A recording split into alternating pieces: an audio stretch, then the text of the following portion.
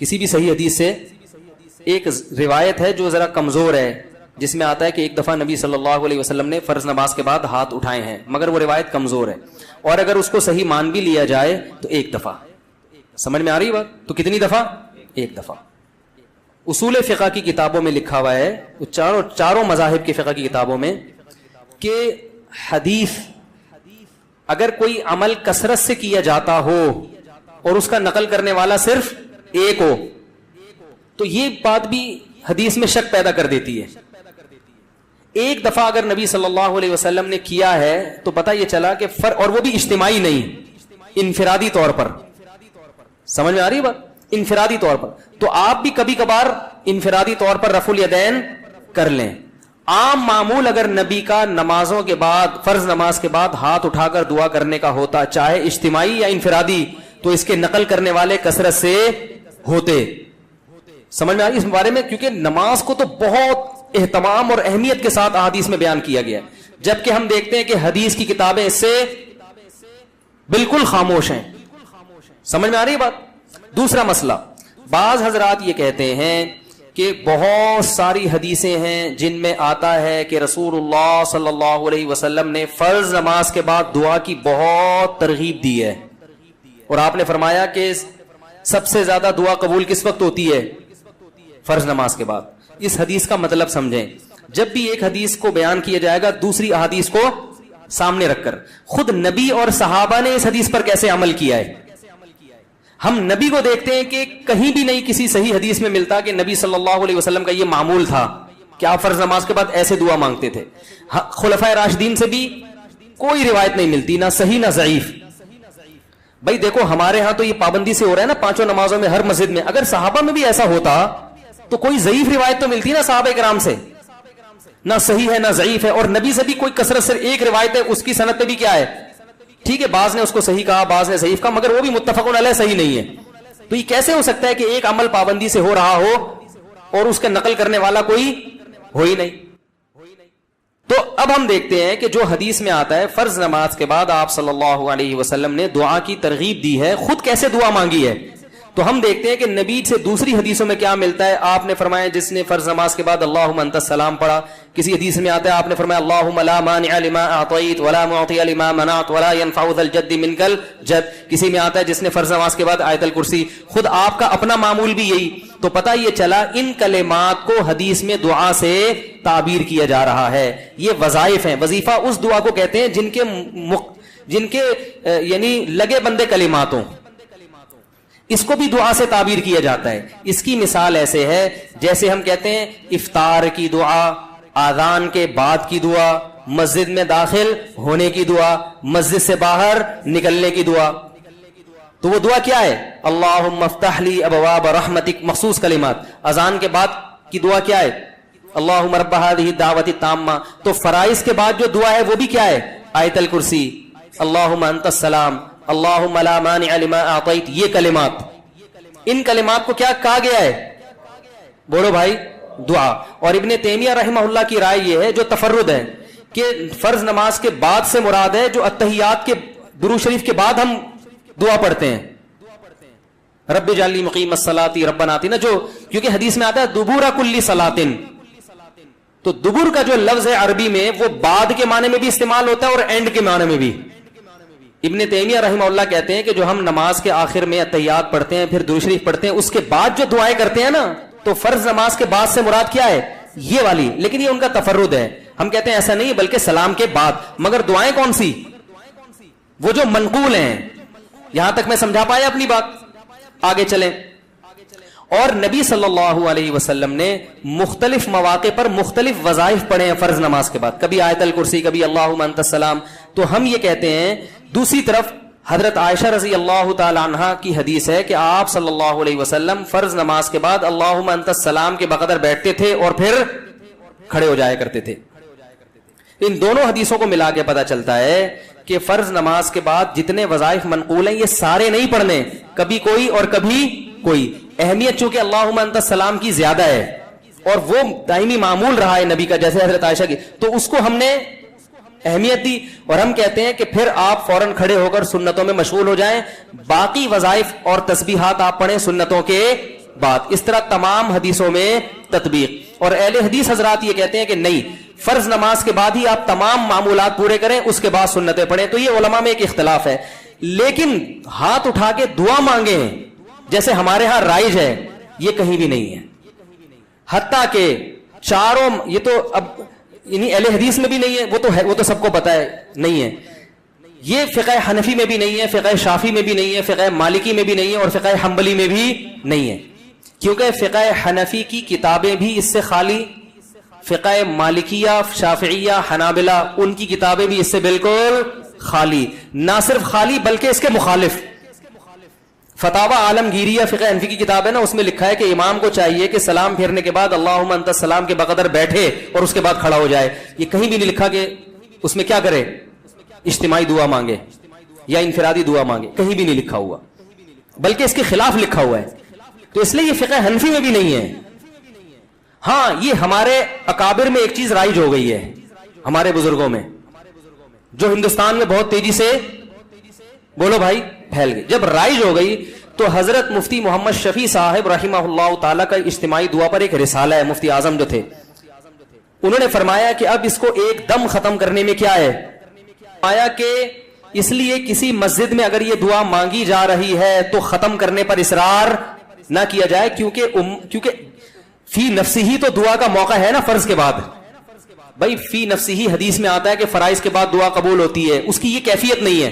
تو فی نفسی ہی نماز کے بعد دعا کا ایک موقع ہے, تو اس میں عوام نے کچھ چیزیں اپنی طرف سے لگا کے اجتماعی ہیئت بنا دی. تو چونکہ ایک ہوتی ہے, ایک چیز کا سرے سے کوئی اصل ہی نہیں ہے, اور ایک اصل ہے مگر اس کی کیفیت منقول نہیں ہے, تو اس میں معاملہ تھوڑا سا کیا ہو جاتا ہے, اہون ہو جاتا ہے, کمتر ہو جاتا ہے. تو اس لیے انہوں نے لکھا کہ چونکہ یہ اتنی زیادہ پھیل گئی ہے, اس کو ایک دم ختم کرنا, اس میں فتنہ بہت ہے, اور خود شریعت ہی فتنے کو پسند نہیں کرتی. تو ائمہ کرام کو چاہیے محبت سے لوگوں کی ذہن سازی کریں, لیکن ایک دم اس کو چھوڑنے کی کوشش, بولو بھائی, نہ کریں. یہ کون کہہ رہا ہے, مفتی اعظم, جو حضرت مفتی تقی صاحب کے کیا تھے, والد تھے. اس لیے کہ میرا جب یہ کلپ جاتا ہے نا تو بہت سے لوگ میرے خلاف ایک طوفان کھڑا کر دیتے ہیں کہ یہ حنفی نہیں ہے, یہ پتہ نہیں, یہ تو بزرگوں ہمارے اکابر کے خلاف چل رہا ہے, تو پتہ نہیں کیا کیا لوگ بنانا شروع کر دیتے ہیں. تو ہمارے اکابر قرآن و سنت کے فالوورز تھے, لیکن اگر کسی اکابر نے کوئی چیز کر دی ہے تو اب یہ تو نہیں کہ اس کو آپ نے لازمی قرآن و حدیثی کے مطابق کرنا ہے کیونکہ ہمارے بزرگ نے کر دی ہے. ایسا تھوڑی ہوتا ہے, کسی بزرگ سے بھی تو خطا ہو سکتی ہے, بڑے بڑے علماء سے خطا ہوئی ہے. میرے شیخ و مرشد مفتی رشید احمد صاحب, جن سے میں اتنے سال بیعت کا تعلق رہا, تو ایسا الفتاوی میں ان کے بعض مسائل سے ہم نے رجوع کیا ہے.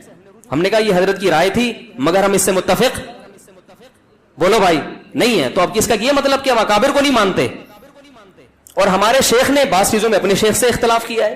تو یہ تو علماء میں ہر دور میں چلا آ رہا ہے کہ امام ابو یوسف نے بعض چیزیں امام ابو حنیفہ کی نہیں مانی, تو کیا مطلب وہ امام حنیفہ کو ہی نہیں مانتے تھے. تو اگر بعض اکابر, سب نہیں, اگر ہم اپنے کسی بعض اکابر سے کوئی مسئلے میں اختلاف کر لیتے ہیں تو اس کا یہ مطلب نہیں ہے کہ ہم ان اکابر کو گمراہ سمجھنے لگے ہیں. بعض لوگ کہتے ہیں آپ کا علم زیادہ تھا, یہ ان علماء کا علم زیادہ تھا, تو میں ان سے کہتا ہوں آپ کا علم زیادہ ہے, مفتی شفیع صاحب کا علم زیادہ ہے. نا, تو ایسا تھوڑی ہے کہ میرا تفرد ہے. تو حضرت مفتی شفیع صاحب رحمہ اللہ کی بھی رائے تھی. مفتی رشید احمد صاحب بھی بہت بڑے عالم تھے, حضرت مفتی شفیع صاحب کے نائب تھے وہ فتوے میں. ان کا پورا احسن الفتاوی میں ایک رسالہ ہے کہ فرائض کے بعد رفع الیدین سے دعا نہیں ہے, پورا رسالہ لکھا ہے انہوں نے. تو وہ بھی تو ہمارے اکابر ہی میں سے ہی تھے. تو ہاں یہ کہہ سکتے ہیں کہ اکابر میں اس مسئلے میں کیا ہے, اختلاف ہے. تو ٹھیک ہے, آپ کو جس کی رائے زیادہ بہتر لگے آپ اس کی رائے کو فالو کریں, دوسرے کی رائے پر طنز نہ کریں. آپ کو اگر میری رائے غلط لگتی ہے تو آپ ان اکابر کی رائے کو فالو کریں, ہم پہ طنز نہ کریں. اور ہمیں اگر یہ رائے صحیح لگتی ہے تو ہم اس رائے کو فالو کریں. میں کبھی اس مسئلے پہ کسی دوسرے بزرگوں یا اکابر پر طنز نہیں کرتا. مجھے لوگ آ کے بتاتے ہیں کہ فلاں مسجد کے امام اجتماعی دعا کراتے ہیں, میں کہتا ہوں بھائی ٹھیک ہے, وہ اپنی رائے ہوگی ان کی, اس کی وجہ سے نہ اس امام کی توہین جائز, بلکہ میں تو یہاں تک کہتا ہوں میری مسجد میں بھی جب مؤذن صاحب پڑھاتے ہیں نماز تو وہ اجتماعی دعا کراتے ہیں. مؤذن صاحب میں نے کبھی آپ کو منع کیا؟ میں اس لیے منع نہیں کر رہا, میرے مقلد تھوڑی ہیں. یہ کہہ سکتے ہیں بھائی فلاں امام بھی کر رہے ہیں, فلاں بزرگ بھی کر رہے ہیں, فلاں وہ عالم, وہ آپ سے بڑے عالم ہیں, وہ کر رہے ہیں, تو یہ میرے تھوڑی مقلد ہیں. تو میں کیا کہوں گا بھائی, جب ایک اتنے بڑے عالم کو فالو کر رہے ہیں تو میں کیا کہہ سکتا ہوں. میں اپنی رائے دلائل کی دنیا میں پیش کر دوں گا, بھائی یہ سمجھ میں آ رہی ہے ٹھیک ہے, نہیں آ رہی ہے تو بھی ٹھیک ہے, کوئی اتنا بڑا ایشو نہیں ہے کہ جس پہ ہم ایک دوسرے کے خلاف مناظرے کریں, فتوے دیں. ساری مسجدیں جتنی بھی ہیں سب میں اجتماعی دعا ہوتی ہے. لوگ مجھے آگے بتاتے ہیں وہ تو کر رہے ہیں, کہتا ہوں بھائی وہ بھی سنت ہی کو اپنے لحاظ سے فالو کر رہے ہیں. اللہ نے ان کو جتنا علم دیا, جتنی سمجھ دی, اور جو ان کے بس میں تھا اس کے حساب سے ان کو یہ صحیح لگا تو وہ اس کو فالو کر رہے ہیں. میں کسی پہ الزام نہیں لگاتا کہ میں ہی سنت کا ٹھیکیدار ہوں باقی سارے فراڈی ہیں, ایسا نہیں ہے. ان جس کی جو سمجھ میں اختلاف تو ہوتا ہے نا مسائل میں علماء کا, تو جب اختلاف تو ہوتا ہے نا تو پھر اس لیے وہ تو کوئی بات نہیں. امام ابو یوسف کا امام ابو حنیفہ سے اختلاف ہوا تو یہ تو نہیں کہ وہ غلط ہو, دونوں صحیح ہیں. امام شافعی کا امام ابو حنیفہ سے ہوا تو پھر بھی دونوں صحیح ہیں. تو آپ کو جس کی بات سمجھ میں آ رہی ہے فالو کریں, کسی پر کیچڑ نہ اچھالیں. دلائل کی دنیا میں مجھے یہ بات زیادہ سمجھ میں آ رہی ہے کہ اگر یہ چیز سنت ہوتی تو صحابہ کرام سے منقول کیوں نہیں ہے. لو کان خیرا ما لسبقونا الیہ. صحابہ, تابعین, ائمہ اربعہ اور ہماری جو عربی فتاوی کی کتابیں ہیں ان میں اس کا تذکرہ ہوتا نہیں ہے. تو پھر یہ بات ہمیں سمجھ میں نہیں آتی. سمجھ رہے ہیں بات کو. باقی میں بار بار یہ کہتا ہوں کہ اہل حدیث کی ہر بات کو غلط قرار دینا یہ بھی صحیح نہیں ہے. بعض لوگ نے کیا کیا, چونکہ اہل حدیث نے کہا ہے لہذا غلط ہی ہوگا, تو یہ موقف بھی غلط ہے. لا یجرمنکم شنآن قوم علی الا تعدلوا. قرآن کہہ رہا ہے ایمان والو کسی قوم کی دشمنی تمہیں اس بات پر نہ ابھارے کہ تم حق کا دامن چھوڑ دو. اگر اہل حدیث نے کوئی بات درست کی ہے تو آپ کو ماننی چاہیے, غلط کی ہے تو آپ کو بتانا چاہیے. ہم اس کی تو اہل حدیث کی بہت سی چیزوں کو ہم غلط بھی کہتے ہیں لیکن بہت سی چیزوں کو ہم صحیح بھی کہتے ہیں, اور بہت سی چیزوں کو ہم یہ کہتے ہیں کہ اس میں دونوں طرف احتمال ہے, دونوں رائے, اجتہادی مسئلہ ہے, یہ بھی صحیح ہو سکتا ہے وہ بھی صحیح ہو سکتا ہے. تو اعتدال کا جو راستہ ہے نا وہ نہیں چھوڑنا چاہیے. تو میں کیوں مانگتا ہوں؟ پہلی بات, میں اجتماعی نہیں مانگتا, میں فرض کے بعد اجتماعی دعا نہیں مانگتا.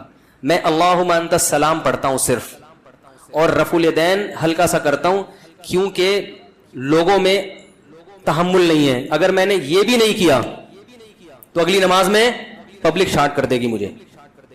چلو کوئی بات نہیں, شارٹ کرنے کی تو کیا ہوگا, دین کا سارا سلسلہ کیا ہو جائے. کسی اور مسجد میں جائیں گے تو وہاں بھی شارٹ, تیسری مسجد میں گئے وہاں بھی, تو شارٹ ہوتے ہوتے نتیجہ کیا نکلے گا, اپنا ایک الگ فرقہ جو لوگ کر رہے ہوتے لاؤنج ہو رہا ہوگا, اور اس کا نام کیا ہوگا, اجتماعی دعا بدعت, یہاں سے شروع ہوگی. تو امت کو ایک ایسے کام میں لگائیں گے جس کی شریعت میں کوئی خاص اہمیت بولو بھائی نہیں ہے. تو چونکہ فی نفسی ہی ایک چیز جائز ہے, اس کو سنت سمجھنا غلط ہے. تو فی نفسی جب ایک چیز کا جواز ہے اور فی نفسی موقع بھی ہے, اس گنجائش سے فائدہ اٹھاتا ہوں کہ بھائی چلو فی الحال اتنا کر لو انفرادی, اور اللہم انت السلام پڑھو اس میں, اور تھوڑی دیر رفع الیدین کر لو. عوام کو باقی سمجھاتے رہو. جب یہ مسجد کے نمازیوں میں تحمل پیدا ہو جائے گا, ہم بڑے ہو جائیں گے, بزرگ بن جائیں گے, سفید داڑھی ہو جائے گی, عمر کمر جھک جائے گی, ہم سے بڑے بڑے اکابر دنیا میں موجود ہیں, لوگ کہہ رہے ہیں بھائی ہم ان سے فتویٰ لیں گے آپ سے کیوں لیں, تو ان کو میں نہیں سمجھا, ان لوگوں کو میں اس بات پہ قائل نہیں کر سکتا. تو جب ہم بوڑھے ہو جائیں گے اگر زندہ رہے تو پھر ایک لوگوں کو ہوگا کہ بھائی یہ بھی ایک بزرگ بن چکے ہیں, اب پتہ نہیں وہ دن آئے گا کہ نہیں آئے گا, لیکن اگر ایسا ہو گیا تو پھر ہم چھوڑ دیں گے. مفتی ظہر علی صاحب کی طرف بولیں گے یہ جائز ہے یہ ناجائز ہے, کسی کے باپ میں دم میں تو کر کے دکھا دیں. ٹھیک ہے, حضرت مفتی ظہر علی صاحب جو ہیں وہ جب فتویٰ دیتے ہیں تو ان کی مسجد بھی ذاتی ہے, ان کے مقتدی بھی اخپل ہیں اپنے, کسی کی پرواہ بھی نہیں کرتے. فتویٰ دیا, سمجھ میں آیا ٹھیک ہے, نہیں آیا دفعہ یہاں سے, چل نکل. تو ہم کہاں جائیں گے بھائی؟ اب آپ کہہ سکتے ہیں یہ تو دین بیچنا ہوا ہے, یہ تو کیا ہوا, کیونکہ کلپ آئے گا فوراً, یہ دین بیچنا نہیں ہے. دین کا کام بڑے کام کرنے کے لیے چھوٹے مسائل کو برداشت کرنا. اگر ہمیں مسجد نکال دے یا ادھر سے بھی نکل جائیں تو ہمیں دنیاوی لحاظ سے فائدہ ہی ہوگا, نقصان نہیں ہوگا. سب سے پہلے میں اپنا بزنس کروں گا, ٹھیک ہے نا, بزنس کمپنی بنا کے ٹائٹ طریقے سے کیا کروں گا جو میں ابھی نہیں کر سکتا. اپنے کاروبار کو ٹائم نہیں دے سکتا تو میں کاروبار کو ٹائم دوں گا, نوٹ چھاپوں گا تمیز سے بیٹھ کے, جو ابھی نہیں چھاپ سکتا میں. تو یہ مصلحت جو میں اختیار کر رہا ہوں اپنی ذات کے لیے نہیں بلکہ تاکہ دین کا کام ہوتا رہے. اور دوسرا, لوگوں سے وہ بات جو لوگوں کی مینٹل اپروچ سے اوپر ہوتی ہے, حدیث میں آتا کلم الناس علی قدر عقولہم, لوگوں کی مینٹل اپروچ سے اوپر باتیں نہ کرو. تو یہ مسئلہ پبلک کی مینٹل اپروچ سے کیا بن چکا ہے اوپر, کیونکہ بہت سارے علماء کر رہے ہیں. تو اب لوگ کہیں گے یار وہ علماء نہیں ہے, تو پھر یہی ہے کہ بھائی چلو درمیانی راہ اختیار کرو, چلاؤ بس. تو اس لیے ہم یوں کرتے ہیں اللہم انت السلام و منک السلام تبارک یا رب. چلو اس سے کیا ہو رہا ہے یار. اور بیانات میں بتاتا رہتا ہوں کہ اتنا بھی ثابت نہیں ہے. کبھی کبھار کر لے تو ٹھیک ہے, کبھی کبھار رفع الیدین بھی ٹھیک ہے, کبھی کبھار لوگوں کو اجتماعی دعا بھی ٹھیک ہے, لوگوں کو تعلیم دینے تو احیاناً تو ٹھیک ہے. اس کا معمول بنا لینا, اتنا معمول کہ جو نہ کرے اس کو لوگ ملامت کریں. بلکہ معمول بھی اس حد تک غلط نہیں ہے کہ چلو ایک آدمی کو ہاتھ اٹھا کے دعا میں زیادہ دل لگ رہا ہے تو مانگ لے, تو پابندی بھی تو نہیں ہے نا. لیکن اتنا اس پہ التزام کہ نہ کرنے والے کو ملامت کی جائے. مسجدوں میں 2 اجتماعی دعائیں ہر نماز کے بعد ہو رہی ہیں, اس کو بھی غلط نہیں کہیں گے. غلط کیا ہے؟ جو نہیں مانگے اس کو کیا کہتے ہیں؟ اس پہ ملامت ہوتی ہے. یہ بہت غلط چیز ہے. تو اس لیے اگر اہل حدیث کے ہاں نہیں ہوتی تو اچھی بات ہے. چاہے ہمارے یہاں بھی نہ ہو. مفتی رشید احمد صاحب کے ہاں ہم نے کئی سال رہے ہیں, ایک نماز کے بعد بھی انہوں نے کبھی دعا نہیں منگوائی, کبھی بھی نہیں. اور رفع الیدین سے بھی دعا نہیں کرتے تھے. باقی پھر سنتوں کے بعد اپنی دعا مانگتے تھے گھنٹوں گھنٹوں. دعاؤں کا تو حضرت کو ایسے عاشق تھے کہ حضرت سے جب کوئی آ کے کہتا تھا کہ حضرت دعا کر دیں, حضرت رفع الیدین کے بغیر دعا کر دیتے تھے. کہتا تھا ہاتھ اٹھا کے دعا کریں. حضرت فرماتے تھے جب میں ہاتھ اٹھاتا ہوں تو پھر جلدی گراتا نہیں. فرمایا پھر میں کہتا ہوں جس کے دربار میں ہاتھ اٹھائے ہیں اتنا بڑا بادشاہ ہے, پھر تو وہ پھر ایسا ہی ہوتا. ہمارے حضرت جب دعا پہ آتے تھے اتنی لمبی دعا. ایک دفعہ حضرت نے نماز کے بعد لوگوں نے کہا دعا مانگے. حضرت نے کہا چلو تو بہت اصرار کر رہے تو مانگتے ہیں. سندھ میں تھے حضرت, تو حضرت نے پھر ہاتھ اٹھا لیے. پھر حضرت کو تو دعا میں اتنا مزہ آتا تھا, گم ہو جاتے تھے بالکل ایسا گم, پیچھے پبلک شاٹ, ایک بھاگا کھسکا, دوسرا کھسکا, تیسرا, ہوتے ہوتے آخر میں حضرت رہ گئے. اگلی نماز پڑھائی حضرت نے, کسی نے نہیں کہا. انہوں نے کہا بغیر دعا بغیر اجتماع کے ہی بہتر ہے. تو ہمارے حضرت کو دعا میں بہت لطف آتا تھا. جب دعا شروع کرتے تو بس ایک بیان میں حضرت جب بیان کرتے کرتے شاعری شروع کرتے اللہ کی محبت میں, اس میں حضرت کا جیسے میرا بیان ہوتے ہوتے شادیوں پہ ہے تو پورا ٹاپک چینج نا,